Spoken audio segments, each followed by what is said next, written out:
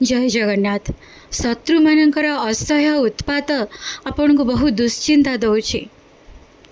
कौन करेंगे ना हनुमान जी मंदिर को जीवे, यही कार्य करेंगे, शत्रु आपे आपे दूरे जीवे, शत्रु उपरे आपण विजय प्राप्त हेबे। हनुमान जी मंदिर को जाइकी 3 दिन काल सोरिष तेलर अखंड दीप प्रज्वलन करेंगे।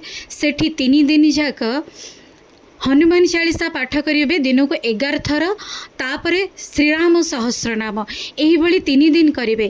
फेरिला बेल को कौन करेंगे ना गोटे गुआ निज मुंडरे 7 थर बुले कि मंदिर पछकू फोपाड़ी देकी एक मुहाई के आसबे, मुह पुणी बुलेबेनी, एक फोपाड़ी देला परे मुह एपटू करिकी एक मुहाई के घर को आसबे। तापरे देखिए शत्रु, यही प्रक्रिया करने द्वारा शत्रु आपणकर किभली दबिकी रहउचंती। जय जगन्नाथ, जय जगन्नाथ।